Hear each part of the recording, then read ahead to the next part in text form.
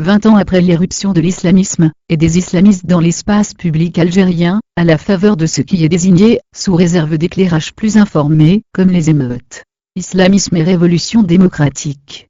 Des militants de l'ex-FIS, structurés ou pas dans le mouvement Rachad, entourés de jeunes manifestants, que fascinent parfois les formules islamistes, squattent, ça et là, la tête de carré de marcheurs pour tester la prégnance de leurs slogans sur la foule.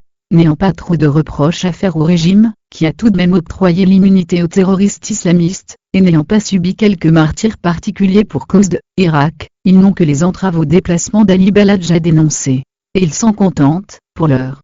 Ils appellent donc, tous les vendredis, à la levée des contraintes de mouvement, dont souffre l'ancien dirigeant du Front islamique. Ali Baladj laissez le prier.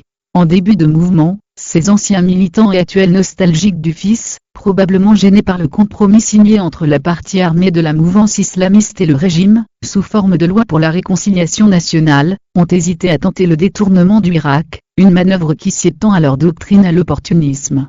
Au demeurant, le régime, dans la perspective de son redéploiement post-Bouteflika, leur a même aménagé une place dans sa famille recomposée, le compartiment Badissia de son projet. Ils ont du mal à s'en prendre à ceux qui ont assumé le dédouanement judiciaire du terrorisme islamiste, après que les Kituki l'eurent politiquement disculpé. Comment se retrouve, pourrait dire tout ce beau monde. Ces éruptions sporadiques des slogans islamistes, et de la Daoula Islamia dans les manifestations, suscitent parfois l'inquiétude des citoyens sortis briguer la rupture avec le système politique en place. Ces derniers revendiquent la fin du régime militaire, et de la cooptation autoritaire des responsables et des élus. Mais pas seulement, le pouvoir, dont les militaires doivent enfin se dessaisir, doit revenir à son bénéficiaire légitime, le citoyen. C'est cela le processus de restitution de la souveraineté au peuple.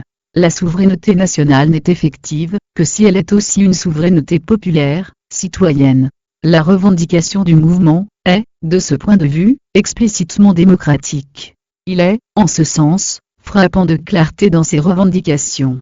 C'est cette absence d'ambiguïté sur la nature démocratique de ses revendications, de sa revendication, la seule en fait, le passage de la dictature à la démocratie, qui fait obstacle à l'islamisme dans ses assauts discrets mais répétés, non pas pour phagocyter la révolution démocratique, la tâche sévère ardue, mais pour au moins y banaliser sa présence et son discours.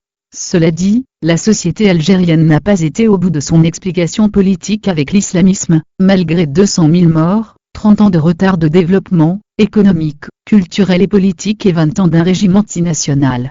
La révolution démocratique doit triompher. Mais ce ne sera pas la fin de l'histoire. Il restera ce contentieux à solder. C'est le drame des démocrates en terre d'islam. Pour vaincre, ils doivent gagner 2 guerres en une. Et pacifiquement, dans notre cas.